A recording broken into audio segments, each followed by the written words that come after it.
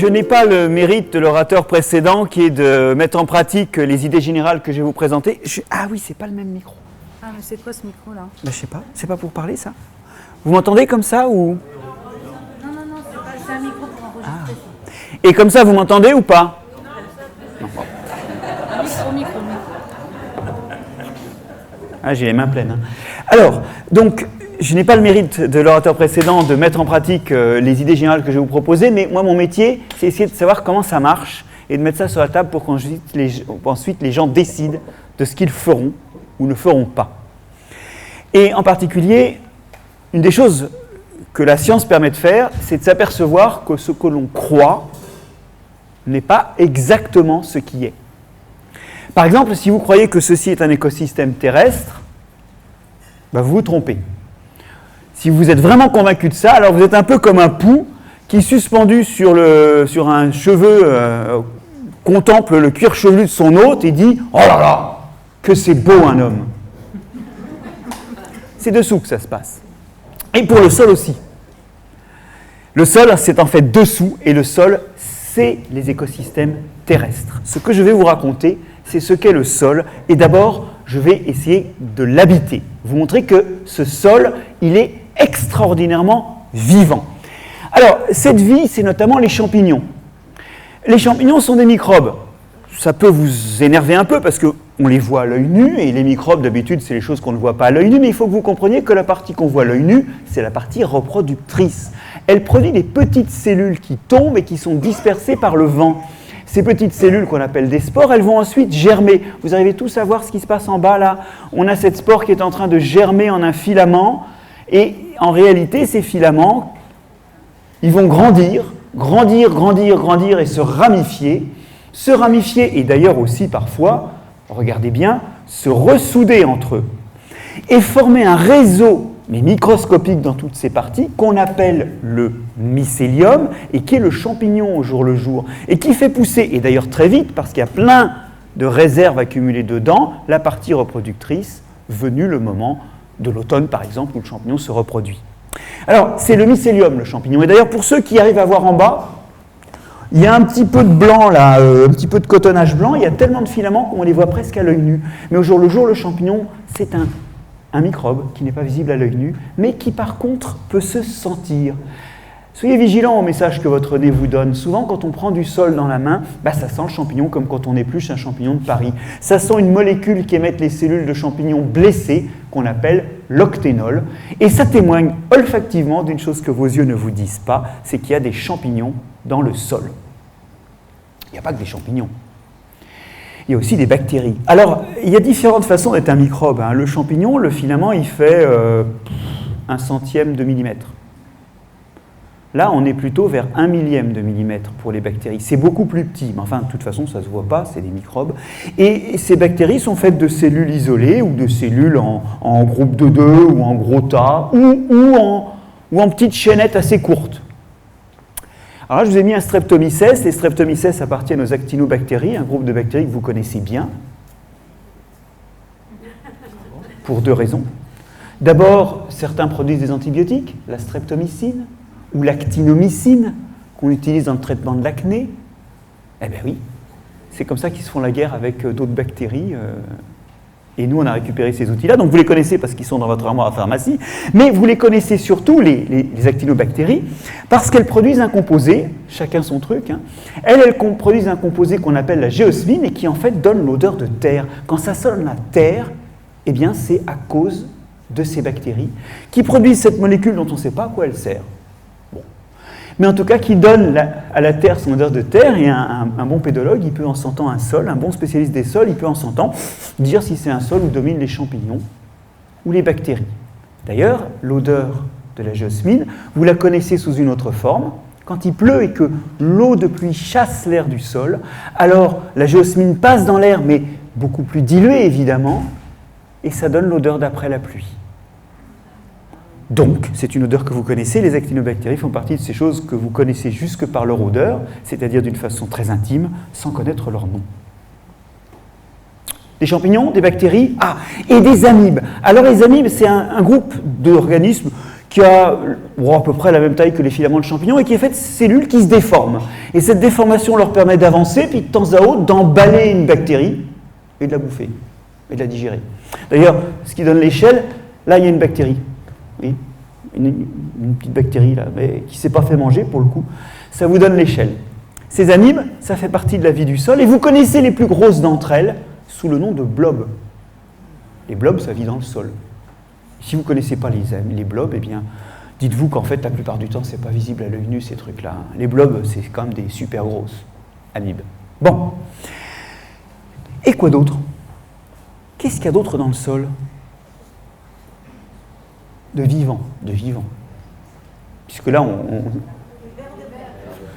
vers de terre.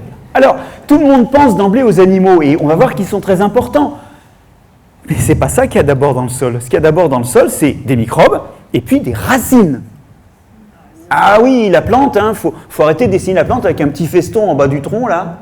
On va dire, ouais, etc. Non. Un tiers de la masse de la plante est sous la terre. OK. Donc ça, c'est la plante.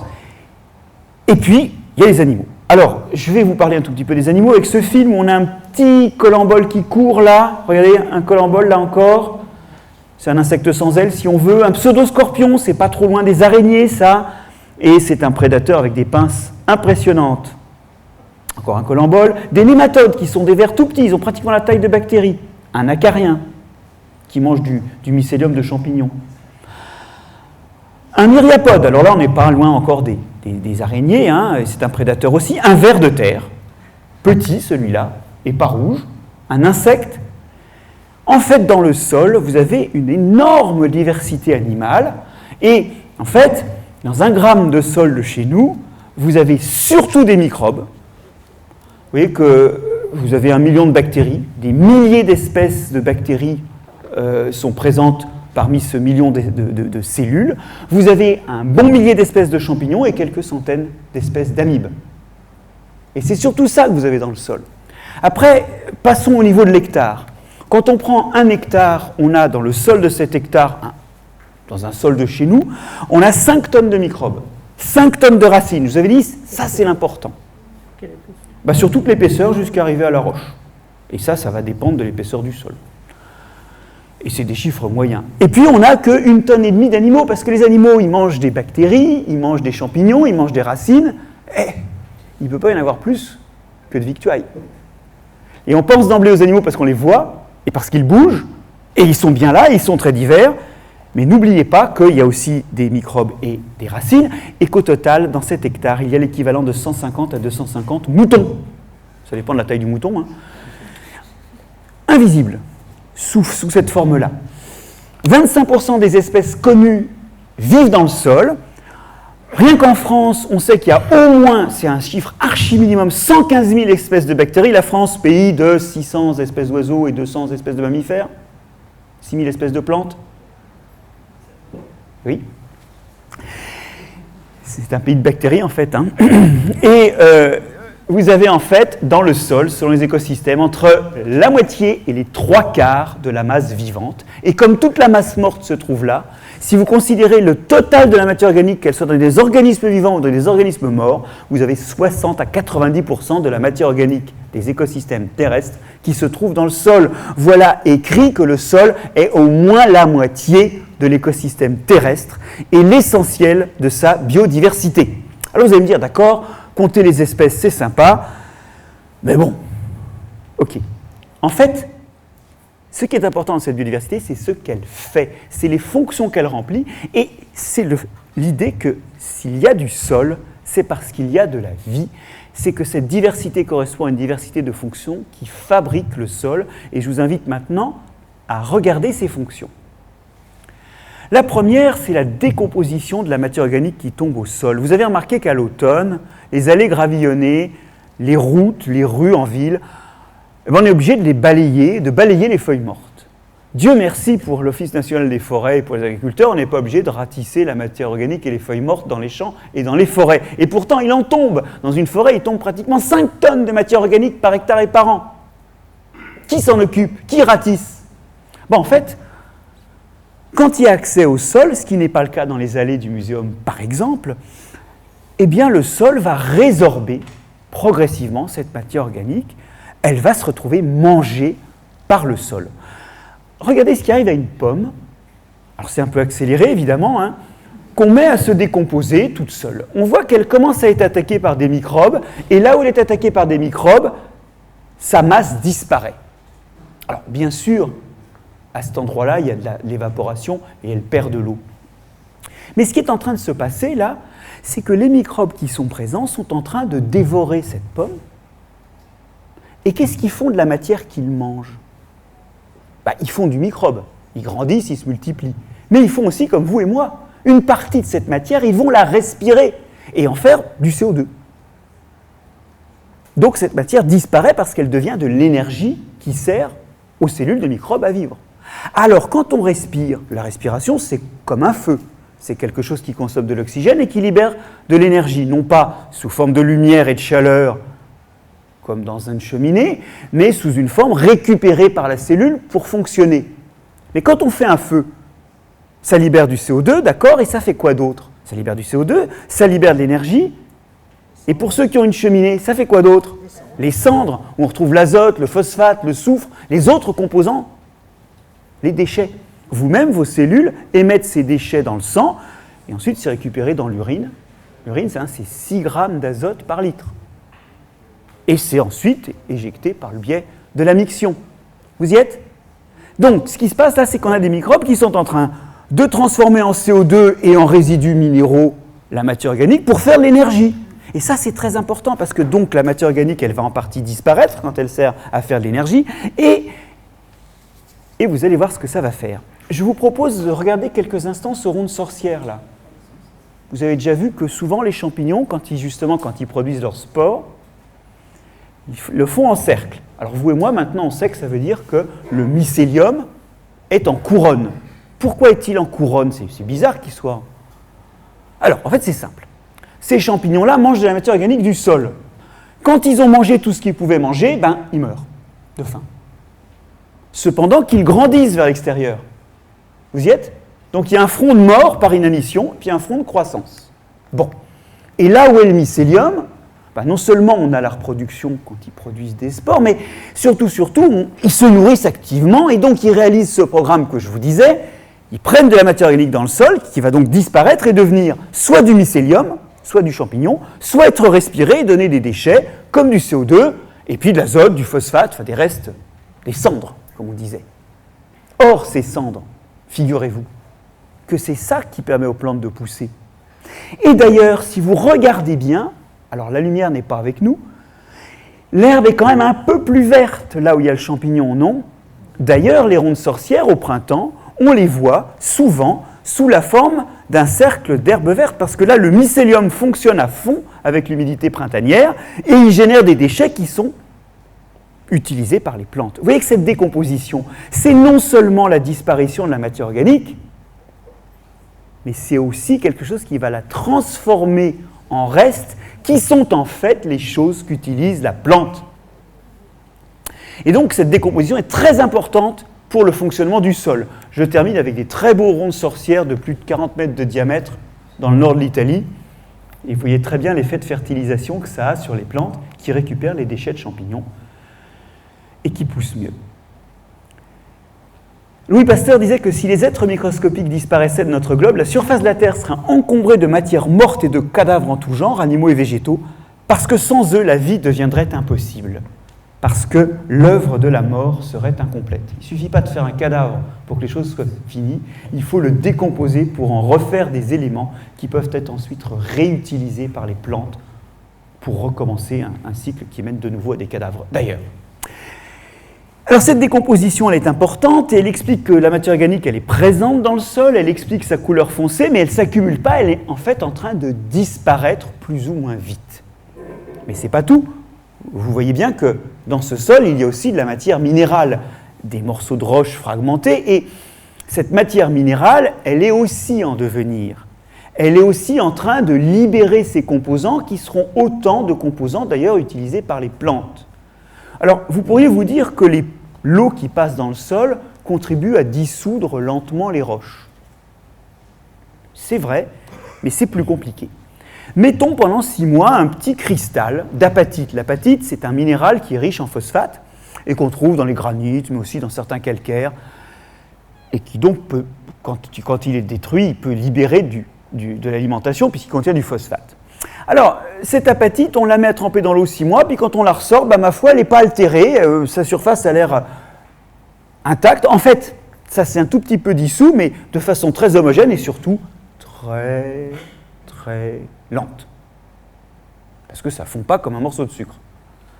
Il faut plusieurs milliers d'années pour faire fondre ce truc-là. D'accord ? Maintenant, avant de refermer mon pot où j'ai mis 6 mois à tremper mon morceau d'apatite, je vais mettre un tout petit peu de jus de sol dedans. Je vais introduire des microbes. Et là, regardez ce que ça donne. La surface est complètement grêlée, elle est pleine de trous. Et quand on regarde bien au fond des trous, qu'est-ce qu'on voit ? Des filaments de champignons et des cellules de bactéries. On ne les voit pas là. Mais en fait, l'idée, c'est que certains champignons et certaines bactéries du sol viennent se plaquer contre les minéraux et les déstabilisent parce que ça leur permet de se nourrir en récupérant les produits de dissolution. En fait, la dissolution des roches, c'est un phénomène physique qui se produit dans l'eau qui est présente dans le sol lorsqu'elle est présente et qui libère des tas de choses qui sont potentiellement nutritives pour les êtres vivants. Mais quand il y a des microbes qui se plaquent sur la roche, ils retiennent l'eau par leur présence, donc le temps d'humidité où la dissolution a lieu est plus long, et localement, ils acidifient, ce qui augmente la dissolution. Et donc, ils extraient beaucoup plus de toutes ces substances, dont ils récupèrent une partie, mais comme ils travaillent comme des cochons, il y a des fuites. Et regardez bien, ces fuites, elles sont supérieures à ce qui se passerait s'il n'y avait pas les microbes. Et ça, c'est important, parce que ces fuites, elles sont en train de libérer des minéraux, comme le calcium, le fer, le potassium, du phosphate ou des oligoéléments qui vont servir aussi aux plantes. La déstabilisation des roches, c'est aussi quelque chose qui se termine par une augmentation de la fertilité et la production des choses qui permettent aux plantes de pousser. Matière organique et matière minérale dans le sol sont en devenir au bain du vivant, et le résultat de ce devenir s'appelle la fertilité des sols. Mais ce n'est pas tout, parce qu'il y a des trous. Et oui, il y a des trous. Il y a des pores qui sont remplis alors d'eau quand il pleut, et de gaz sinon, c'est-à-dire en fait de l'atmosphère qui rentre dans les trous. Alors, même cette atmosphère, elle est aux mains du vivant. Même cette atmosphère, elle est modifiée par le vivant. Regardez, plus on rentre dans le sol, moins il y a d'oxygène. Pourquoi ? Parce qu'il y a des tas d'organismes qui respirent. Donc quand vous êtes à une certaine profondeur, ceux qui ont respiré au-dessus, l'oxygène, il n'est plus là, vous voyez. Donc l'oxygène a beau rentrer, plus vous êtes profond, plus les voisins du dessus l'ont déjà utilisé. Ils respirent, et d'ailleurs la respiration, qu'est-ce que ça fait ? Ça produit du CO2. Et plus on est en profondeur, plus il y a de CO2, parce qu'il a beau s'évacuer par au-dessus, ça je l'ai vécu pour arriver jusqu'à vous, des fois il y a des embouteillages, et là c'est le grand chassé-croisé, vous voyez, il y a l'oxygène qui essaie de descendre, le CO2 qui remonte, et ça se passe mal. Là ça embouteille carrément. Ok ? Il s'évacue, mais celui de la profondeur a du mal à s'évacuer. Et donc vous voyez que même les gaz qui viennent de l'air, le vivant joue avec. Alors ça nous rappelle que les sols respirent, parce qu'ils sont habités de choses qui respirent. Mais il y a mieux. Il y a un élément du sol qui ne s'y trouverait pas s'il n'était pas extrait de l'atmosphère. Vous voyez auquel je pense ? C'est l'azote. L'azote, il n'y en a pas dans les roches.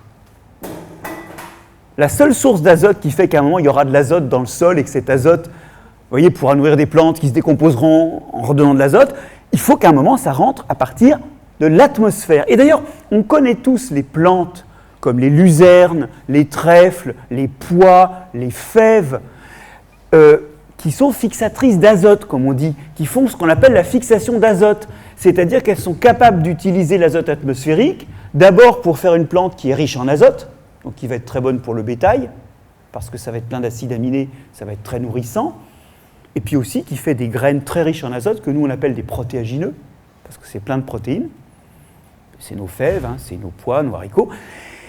Et ces plantes-là, pourquoi elles ont beaucoup d'azote ? Parce qu'elles l'extraient à partir de l'atmosphère. Alors en fait, c'est un peu injuste de dire que ces plantes font le travail. Quand on regarde leurs racines, on s'aperçoit que leurs racines comportent des petits renflements roses. Et quand on zoome sur ces petits renflements roses, on s'aperçoit qu'ils sont pleins de bactéries.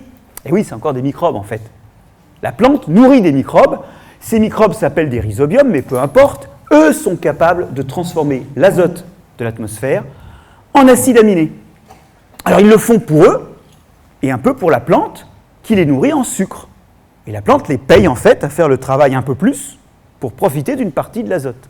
Et c'est comme ça que ces plantes sont riches en azote, c'est qu'elles nourrissent des bactéries qui l'extraient de l'air. Ça c'est génial, hein. Vous imaginez s'il suffisait de respirer pour faire du beefsteak, hein, pour faire de la protéine? Ah oui, mais nous, on n'a pas l'équipement pour utiliser l'azote atmosphérique. Mais là, les bactéries, elles sont payées pour le faire. Alors, d'ailleurs, il y a aussi des bactéries qui vivent toutes seules dans le sol, comme les azospirillum ou les azotobactères, qui sont capables de faire ça aussi. Mais elles le font moins efficacement parce qu'il faut aussi qu'elles trouvent des ressources pour leur énergie, des ressources carbonées, qu'elles se nourrissent par ailleurs. Et c'est moins efficace, évidemment, que d'être en quelque sorte biberonné par une plante qui fait la photosynthèse par ailleurs. Mais en tout cas, vous voyez que l'azote du sol, il arrive là dans des bactéries qui sont libres ou dans les racines des plantes du groupe des légumineuses. Et au total, ces tissus de bactéries ou ces tissus de plantes vont finir par se décomposer un jour, puisque tout finit par crever, et ça va vous donner du nitrate, de l'ammonium. Par la décomposition, vous allez obtenir maintenant une forme d'azote qui pourra être réutilisée par des plantes, qui redonneront au sol, et après ça tourne en boucle entre le sol et la plante. Mais au début, ça vient de l'air, et ça encore, c'est une façon dont le vivant dans le sol se joue des gaz de l'air. Alors, vous voyez qu'on peut décrire le sol finalement comme un mariage entre les roches, l'atmosphère et la matière organique, un mariage sur lequel se penche une bonne fée, la vie du sol. C'est pas tout, parce que la vie, elle va aussi animer ce sol. Elle va le mettre en mouvement. Alors, ça peut vous paraître bizarre, cette histoire, parce que pour nous, le sol, c'est là qu'on met les fondations des maisons, c'est là qu'on voit que les arbres sont ancrés. Ça a un côté un peu immuable, un côté d'ancrage. Mais si vous revenez à cette image qu'on voit depuis tout à l'heure, il y a quelque chose qui vous indique qu'il y a un peu de mélange. C'est que là, il y a beaucoup de matière organique, parce que c'est normal, hein, il en tombe, c'est de la matière organique morte, donc c'est très noir, mais il y a quand même des cailloux. Et en bas, il y a beaucoup de cailloux, mais il y a encore un peu des reflets noirâtres, il y a encore un peu de matière organique. C'est continu. Alors que s'il y avait juste de la matière organique qui tombait sur de la roche qui s'altère, bah, il y aurait une zone où on passerait de la matière organique à la matière minérale. Là, c'est continu, il y a quelque chose qui doit touiller un peu, de proche en proche. Alors, qui mélange ?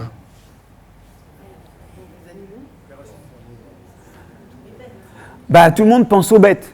Effectivement, et parmi les bêtes, on pense en particulier aux vers de terre. Alors c'est vrai que les vers de terre, dans cet aquarium où on a mis des couches de couleurs différentes, le temps passe de façon accélérée, on voit très bien qu'en se déplaçant, ils bousculent un peu les choses, hein, ils bousculent les objets qui les gênent au passage, et ça perturbe déjà, ça mélange un peu. Mais c'est pas tout. Ça, c'est un mélange que font toutes les espèces animales qui font des trous, de la taupe au grillon en passant par tout ce que vous voudrez, d'accord ? Mais les vers de terre, ils font un truc en plus, c'est qu'ils mélangent aussi en mangeant. Et pour ça, et sans anticiper sur la suite, qui vous racontera plus en détail les merveilles du ver de terre, dont nous allons qu'esquisser les propriétés, le ver de terre, quand il mange, il brasse à cause de ce qu'il mange. On pense souvent qu'il mange la matière organique morte du sol, les feuilles mortes, les petits débris. C'est vrai, mais ce qu'il va digérer surtout, c'est les microbes qui se sont développés dessus. Et en mangeant ces morceaux-là, bah, c'est plein de microbes qui sont en train de les attaquer. C'est une façon de manger du microbe. Bon, et cela dit, il faudra bien broyer ces débris pour que sortent toutes les jus de cellules de microbes. Pour ça, ils vont faire comme les poules qui ont, vous savez, des petites pierres dans le gésier pour broyer les graines. Ils vont avaler des grains de sable qui, dans leur jabot, va leur permettre de bien broyer tout ça et de bien extraire le jus de microbes. Sauf que quand on broie des restes végétaux, on extrait le jus de microbes, ok ?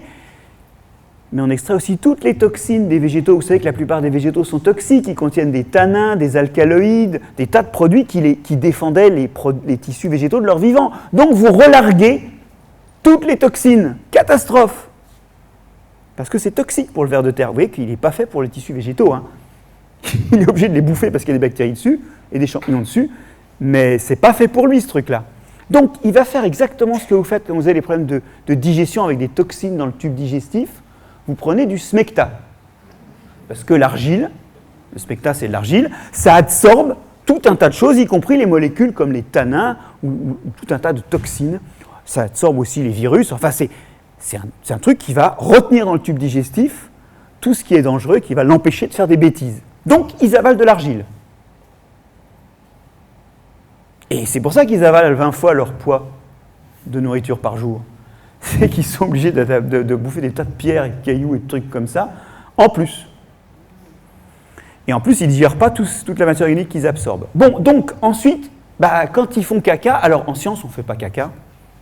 On fait des turicules pour les vers de terre, ça a un nom différent selon les bêtes, c'est quand même de la merde. Vous observez d'abord que toute la matière organique n'a pas été digérée parce que c'est encore noir. Je vous ai dit, ils n'ont pas vraiment digéré la matière organique des végétaux. Et puis, il y a de l'argile et puis des petits grains de sable là-dedans. C'est mélangé, mais alors ça, c'est du mélange, vraiment du mélange fin. Et en plus, regardez, quand vous vivez dans un trou, vous ne faites pas caca dans le trou parce que sinon, ça bouche le trou. Donc, quand vous allez turiculer, puisque donc on ne fait pas caca en science, on turicule, quand on turicule en surface. Et regardez, c'est en train d'enfouir la matière organique, là. Vous y êtes ? En plus, quand ils font caca, ils continuent d'enfouir. Enfin, ils bousculent, ils mélangent dans leur tube digestif, et puis ils font des crottes qui sont déposées en surface et qui enterrent tout ce qui est tombé en surface. Ils contribuent vraiment très activement au mélange. Ah, et puis un petit détail. Ceci contient de la matière organique finement broyée, très accessible pour les microbes. Ceci contient de l'argile. Ceci contient quelques grains de sable. 5 jours plus tard, ce turicule, c'est quoi ? C'est l'aliment rêvé. Il y a des bactéries qui se sont développées, il y a déjà de l'argile, il y a déjà du sable. Les vers de terre passent leur temps à rebouffer leurs crottes.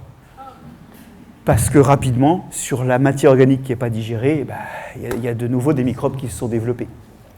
Alors bon appétit. Le bilan, vous avez ici un cimetière irlandais avec des zones médiévales, Renaissance et classiques et modernes. Vous voyez que plus les pierres tombales sont anciennes, plus elles sont enfouies. Le bilan, c'est que dans un sol à vers de terre, tout s'enfouit parce que les vers prélèvent dessous et font caca par-dessus. C'est une chose qu'avait repéré Darwin dans son ouvrage de 1881, son dernier ouvrage sur la terre végétale et l'action des vers de terre. Il raconte cette expérience qu'il avait fait dans son jardin, qui était de mettre de la poudre de craie et de suivre d'année en année l'enfoncement de ce trait de craie dans son jardin.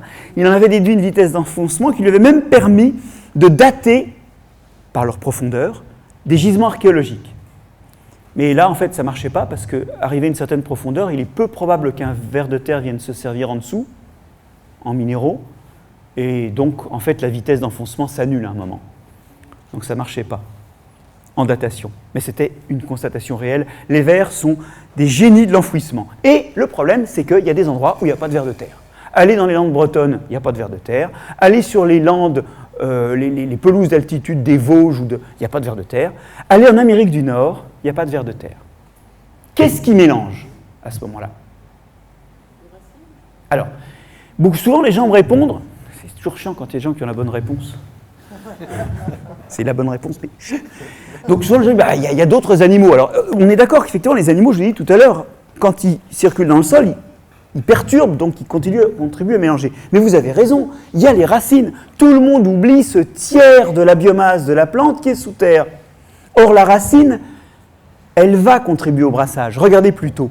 Qu'est-ce que c'est que la croissance d'une racine ? C'est que la plante injecte des ressources pour faire une racine qui grandit par l'extrémité, qui se ramifie, qui va donc faire intrusion en profondeur. Cette racine, elle va sécréter tout un tas de molécules, des molécules qui vont lubrifier sa pénétration, d'autres qui vont avoir des rôles contre les champignons, d'autres qui vont désherber. Pourquoi la reine des prés est la reine des prés ? Si vous connaissez cette plante, vous êtes peut-être interrogé sur son nom de reine des prés. C'est parce que quand elle est dans un pré, elle est toute seule, c'est la reine, il n'y a que elle. C'est simplement qu'elle sécrète de l'acide salicylique par les racines en grande quantité, et ça désherbe parce que les autres plantes ne supportent pas ça.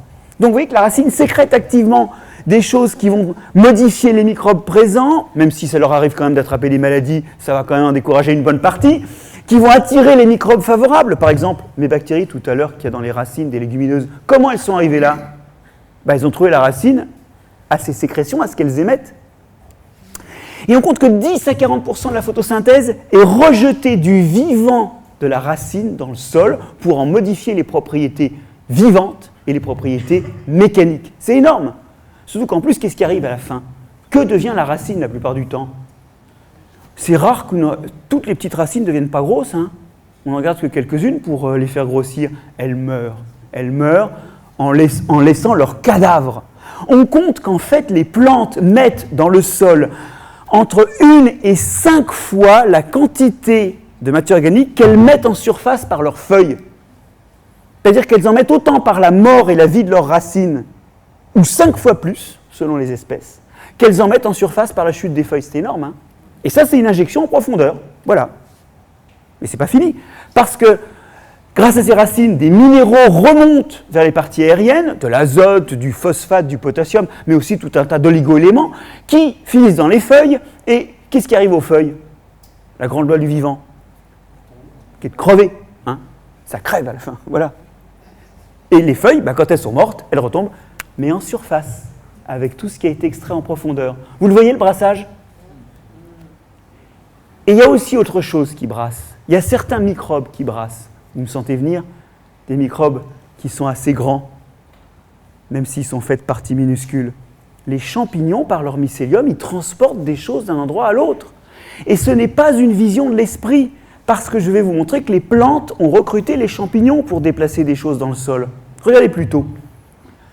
Cette croissance qu'on a vue tout à l'heure, on a bien vu que c'est une intrusion dans le sol qui se fait avec l'apport de matière qui vient d'autres zones où il y a eu de l'azote, du phosphate et des ressources qui ont été recrutées. D'accord?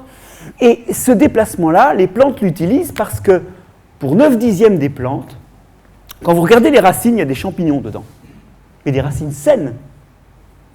Que font ces champignons-là? Je vais vous dire, en fait, ils viennent du sol, où ils sont aussi présents. Et ce que vous appelez la racine, en fait, c'est ce qu'on appelle techniquement une mycorhize, c'est-à-dire qu'en fait, c'est à la fois du champignon et de la racine. Il y a du champignon, myco, et de la racine, rhiza. C'est un organe mixte où la plante nourrit un champignon qui va explorer le sol, et en échange, le champignon va faire les courses. Le champignon ramène de l'eau et des sels minéraux qu'il va chercher lui-même. En fait, la plupart des racines sont incapables de se nourrir dans le sol. Elles sous-traitent ça à des champignons. Alors, cette sous-traitance, c'est quelque chose qui est très efficace parce qu'il faut que vous compreniez que ça coûte moins cher de faire un filament qu'une racine. Ça coûte 100 fois moins cher de masse. Et le contact avec le sol va être démesurément augmenté par rapport au contact avec la racine. Si maintenant vous regardez le contact du sol aux champignons, vous avez 10 000 fois plus de surface de contact. Vous avez une optimisation d'1 million de fois. Si vous avez des copains qui font des bons placements à 40%, c'est tout simplement ridicule par rapport à ce qu'arrive à faire le vivant. Et sans poursuivre sur ce ridicule-là, revenons à ce qui nous intéresse. Vous voyez bien que là, ce qui en quelque sorte l'intéresse, c'est que le champignon déplace des ressources. Il va aller chercher ailleurs et plus loin l'azote, le phosphate, l'eau et les oligo-éléments. Ça a un autre rôle, c'est que, comme en plus ce champignon, pour lui, la racine, le fonctionnement de la racine, c'est vital pour sa nutrition, dans leur évolution, ces champignons ont accumulé des façons très diverses de protéger la racine, notamment contre les agents pathogènes. Et ce n'est pas que de la pure bonté, c'est une charité bien ordonnée qui commence par eux-mêmes, à savoir qu'une racine, plus elle est en forme, plus il mange. Et donc cette histoire-là, c'est non seulement un déplacement, mais aussi une histoire de santé des plantes. En tout cas, ce que je voulais vous dire, c'est qu'en réalité, cette histoire de devenir de la matière organique, de devenir de l'atmosphère et de devenir de la matière minérale, c'est quelque chose qui est organisé par le vivant, mais aussi chorégraphié par le vivant, qui fait bouger ça, qui mélange, qui réorganise, et au passage, qui fait des trous. Trous de verre, trous du passage d'une amibe, trous d'un filament de champignon qui est mort, trous d'une racine qui est morte, qui fait les fameux trous où on va trouver de l'eau et de l'air, parce qu'il fallait bien les faire, ces trous-là. Et bien les trous, c'est le vivant qui les fait. Et c'est un sous-produit de cette chorégraphie. Bon, et bien c'est bon, on a fait le sol, il fonctionne et, a priori, il a toutes les propriétés qu'il faut pour nourrir des plantes. Mais il a des propriétés qui vont bien au-delà de ça, le sol. Et si certains ont pu oser détourner le nom d'une peinture comme L'origine du monde pour en faire un titre de livre sur le sol, c'est quand même un petit peu, Enfin, il faut vouloir vendre, hein, pour faire pour des méfaits comme ça. Non, en fait, c'est qu'effectivement, c'est pas le monde a existé avant les sols. C'est les éditeurs. Oui, en plus, c'est les éditeurs qui veulent vendre. Oui, c'est pas la faute des auteurs. Vous avez raison de le rappeler. Mais plus sérieusement, non. En réalité, ce qui se passe, c'est que le monde tel que nous le vivons, nous le devons au sol. Je vais vous parler 2 secondes de l'effet de serre. L'effet de serre, il existait bien avant l'homme, et c'est une bonne chose, parce qu'on compte qu'il ferait moins 50 degrés sur Terre si on n'avait pas d'effet de serre. Donc pour nous, il vaut mieux qu'il y ait un peu d'effet de serre. La question, c'est comme toujours, c'est un peu toujours le problème du thermostat, hein, c'est le réglage du thermostat. L'effet de serre, il est largement dû au sol, parce qu'en respirant, les organismes du sol émettent du CO2, qui est un gaz à effet de serre. Et je vais vous dire, les sols qui contribuent le plus à l'effet de serre, ce n'est pas les sols où les organismes peuvent respirer de l'oxygène. C'est les sols où il y a tellement d'eau que l'oxygène n'arrive pas à rentrer. Alors vous allez me dire, là ça va être dur de respirer. Hein. Ah oui, mais ça c'est parce que vous vivez en surface et vous n'avez aucune idée de la diversité du monde microbien. Les microbes, ils ne respirent pas que à l'oxygène. Hein. Ils ont d'autres moyens de respirer. Alors vous, évidemment, si on vous pelte 4 ou 5 litres de sol sur le nez, vous ne respirez plus, c'est bon. Mais les microbes, ils peuvent respirer avec autre chose. Il y en a qui respirent au CO2, qui utilisent le CO2 à la place de l'oxygène. Et le déchet qu'ils produisent, à ce moment-là, c'est du méthane. D'autres utilisent du nitrate, qui est une des choses qu'il y a dans le sol, issue de la décomposition. Et dans ces cas-là, ça fait du protoxyde d'azote, ce qu'on appelle aussi le gaz hilarant. Or, tout ça, c'est des gaz à effet de serre, et le méthane et le protoxyde d'azote sont respectivement 50 et 240 fois plus actifs dans l'effet de serre que le CO2. Donc de tout temps, le sol, ennoyé ou pas, il a contribué parmi d'autres facteurs, il a contribué à réchauffer le globe terrestre. Et le drame, c'est que cet effet de serre, aujourd'hui, il est en train de s'emballer sous l'effet de l'homme, même sous l'effet de notre gestion des sols. Regardez, quand on laboure, on aère le sol. C'est d'ailleurs un des intérêts du labour, c'est que les racines vont bien respirer. Ah bah oui, mais si on aère, on aide les bactéries à respirer.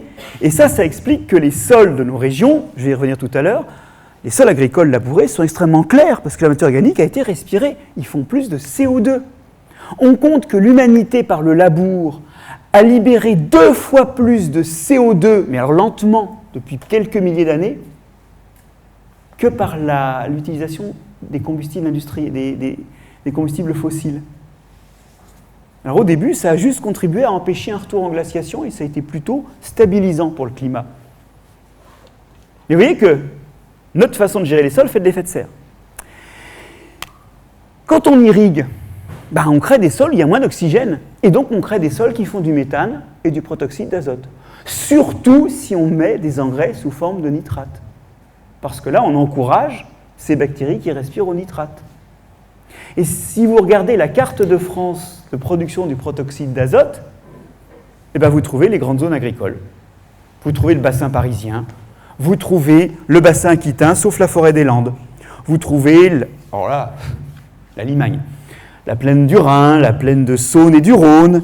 Par contre, les sols assez secs du Languedoc et de la Provence, eux, produisent là-bas, dans ces coins-là, on respire à l'oxygène parce qu'il n'y a pas beaucoup d'eau dans les sols. Vous y êtes, 80% du protoxyde d'azote produit par l'homme en France l'est par le biais de son utilisation des sols. C'est énorme, hein ?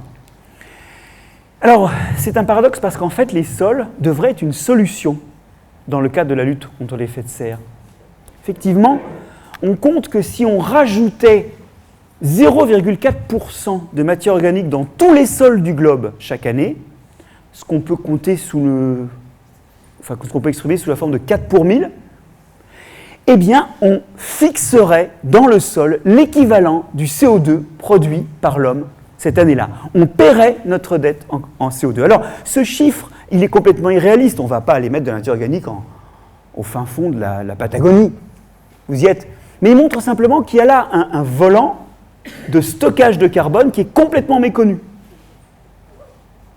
Alors vous allez me dire, mais quel carbone ? L'élevage. Les résidus de l'élevage.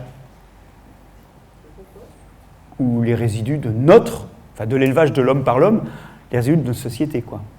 Donc il y a là un besoin aujourd'hui de retrouver la vertu de ça, de surtout pas composter ça, pour qu'on ait le maximum de carbone et de le mettre dans un sol où il y a des vers de terre qui vont enfouir ça tout de suite, et d'en faire du carbone immobilisé pour quelques décennies. Et si on fait ça tout le temps, eh ben, on va réaugmenter le stock de carbone des sols, et c'est un des outils pour stocker du carbone. Vous voyez que si on voit bien les choses, en fait, le sol empire notre contribution à l'effet de serre, alors qu'en fait, il y a une belle au bois dormant, là.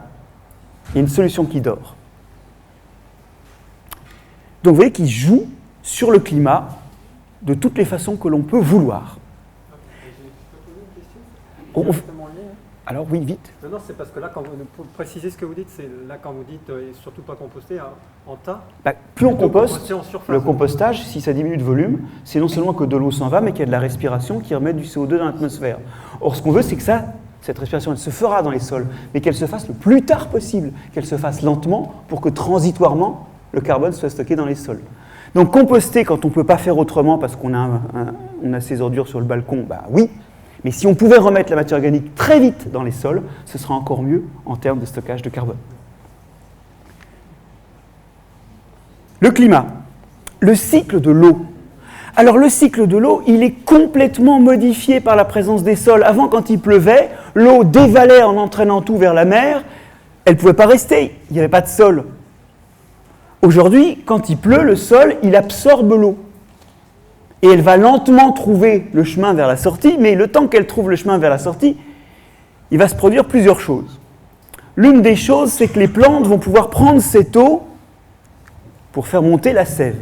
Et aujourd'hui, 60 à 90% de l'eau retourne dans l'atmosphère, l'eau de pluie, 60 à 90% retourne dans l'atmosphère par le biais de la végétation. C'est ce qui explique qu'il fait frais sous les arbres, c'est qu'il y a de l'eau qui s'évapore dans les feuilles.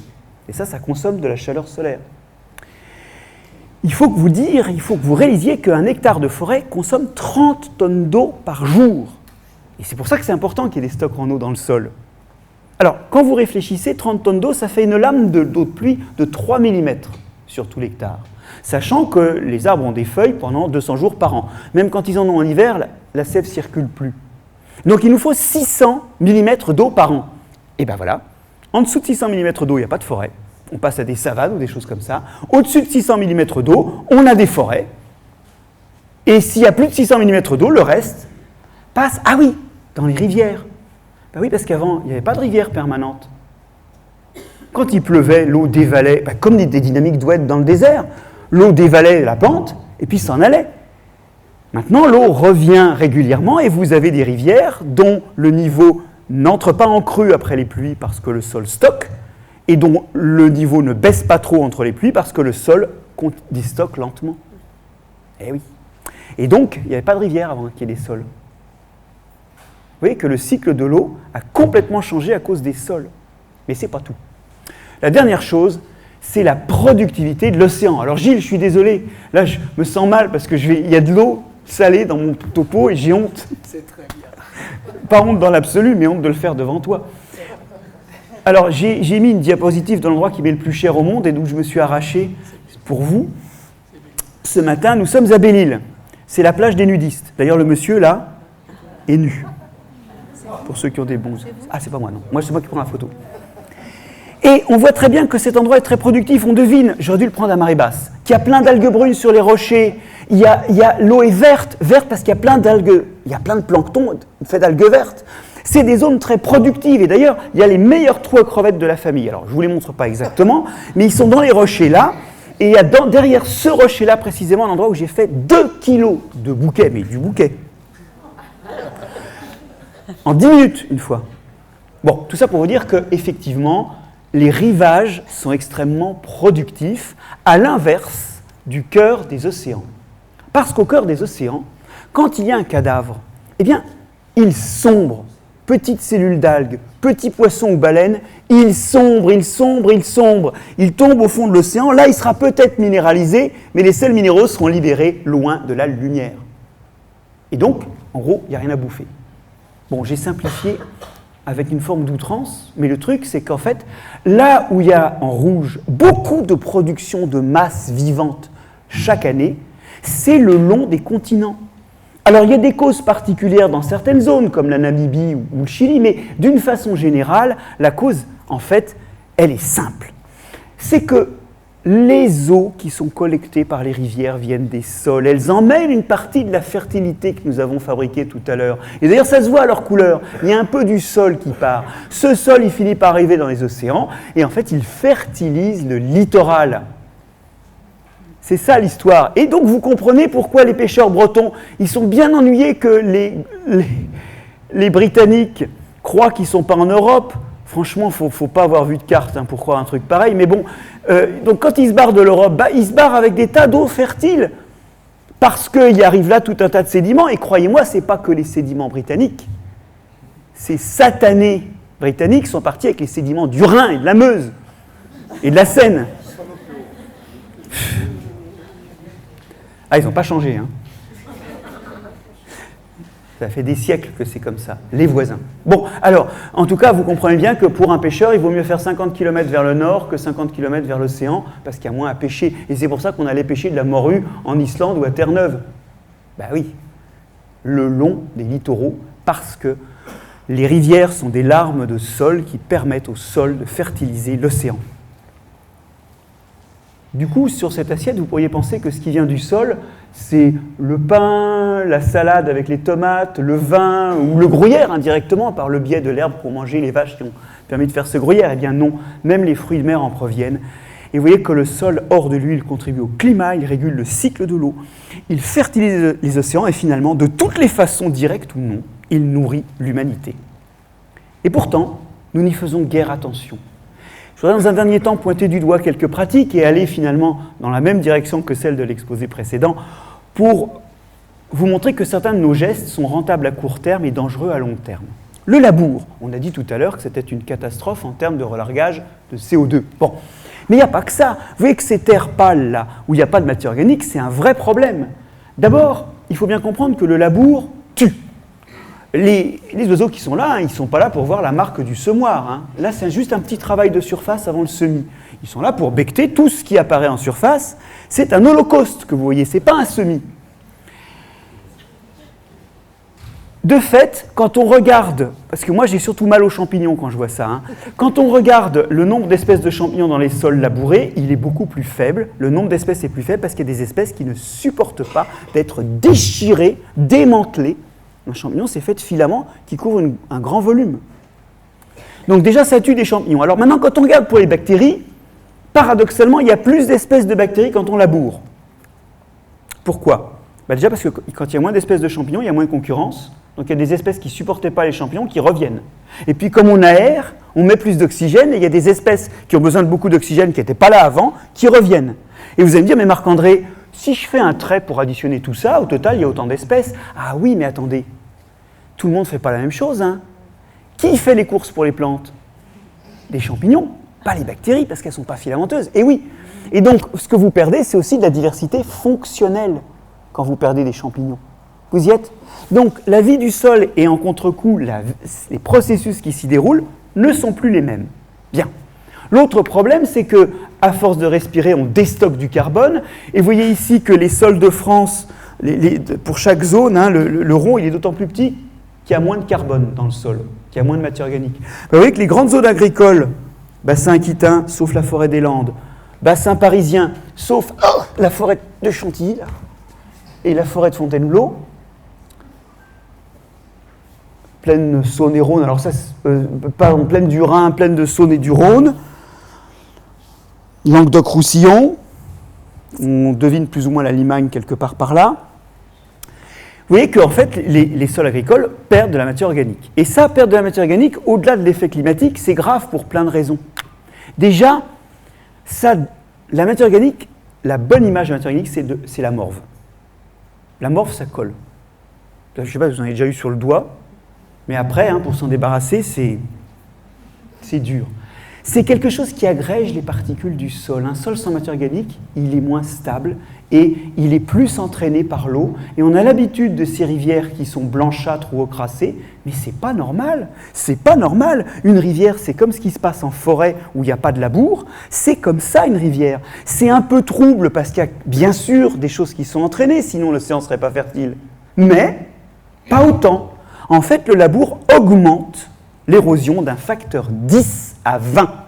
Ça veut dire que les sols s'érodent plus vite qu'ils ne se forment. Et ça, à long terme, c'est une catastrophe. Alors quand je dis ça, les gens disent « ouais », et les auditoires agricoles à qui je dis ça disent « écoutez, ça fait 4 générations qu'on laboure dans ma famille, mais c'est rien 4 générations. Si on laboure un sol épais, il y en a pour 2000 ans. Mais après 2000 ans, ça ressemble à ces sols méditerranéens. » Ben oui, quand on va visiter les grandes villes de l'Antiquité méditerranéenne, on a autour des plaines avec des cailloux, très peu fertiles. Et on dit « ah bah oui, les sols méditerranéens, que voulez-vous » Mais non, que nenni. C'est 2 à 4 000 ans de labour, plus un petit peu de pâturage un peu trop intensif. Et voilà. Alors c'est vrai que pour la Beauce, ça fait pas longtemps qu'on a commencé, il en reste encore. Il en manque déjà. 10 à 20 fois plus, ce n'est pas soutenable. Et on compte qu'aujourd'hui, pour les estimations les plus optimistes, 50 et pour les plus pessimistes, 90% de l'érosion,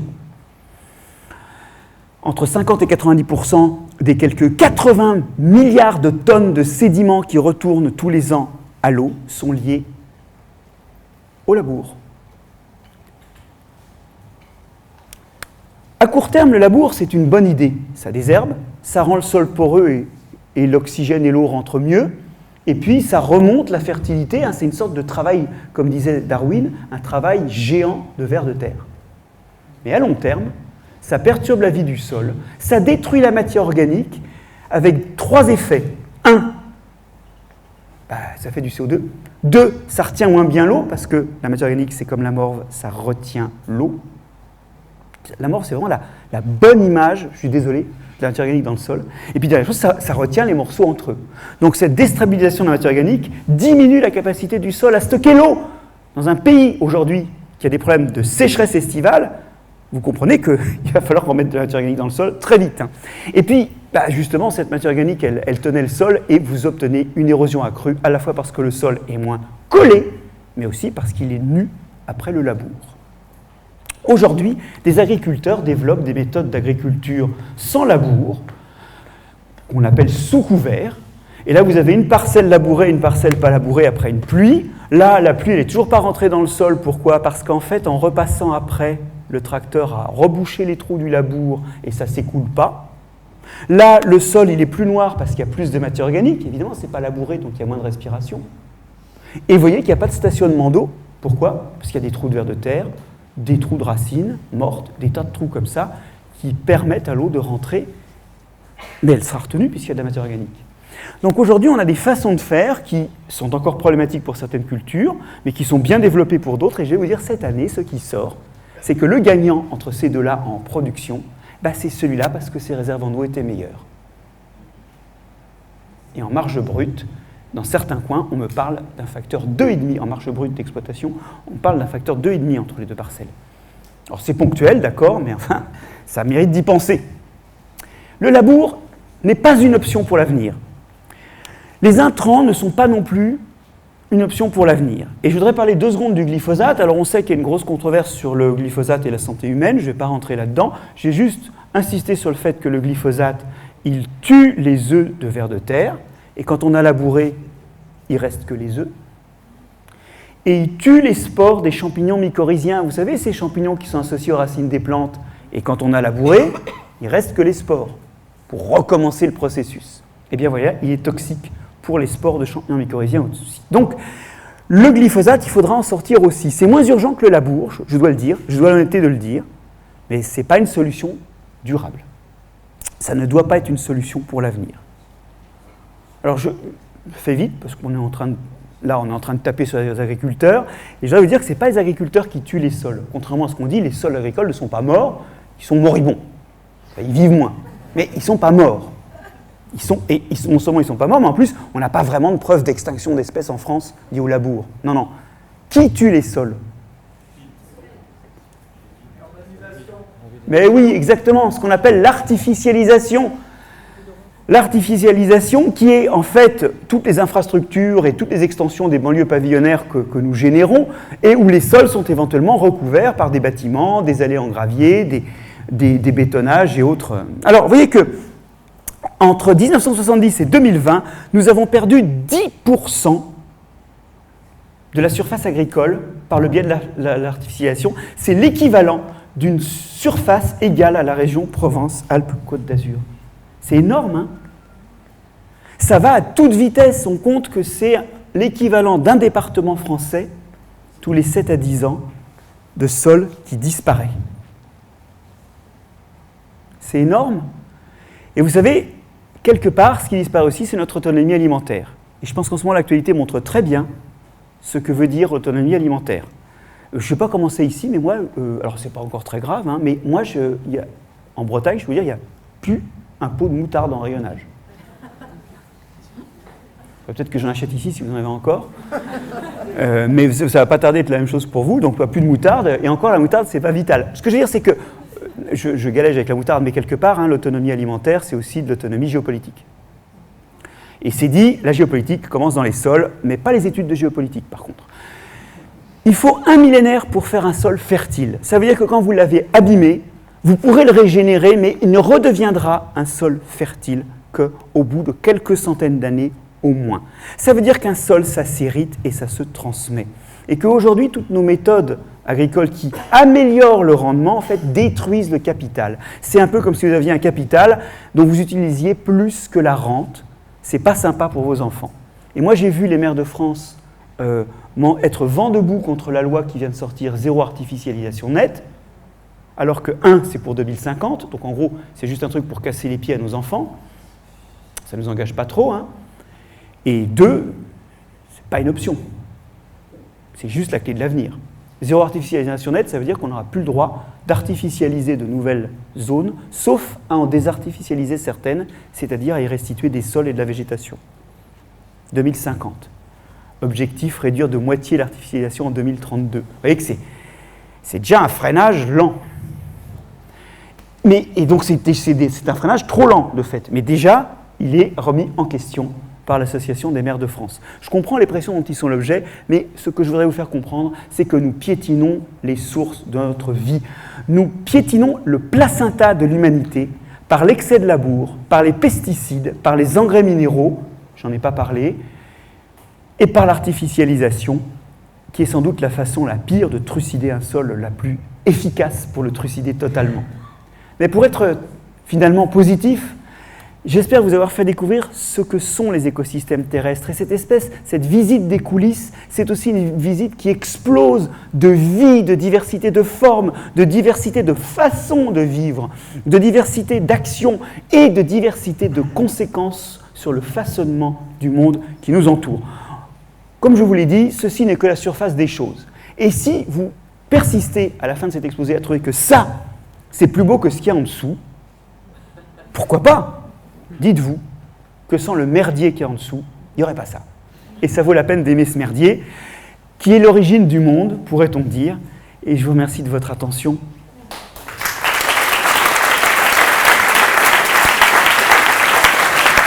Ça va un peu le timing ? Ça va, oui, c'est bon. C'est pas l'horreur ?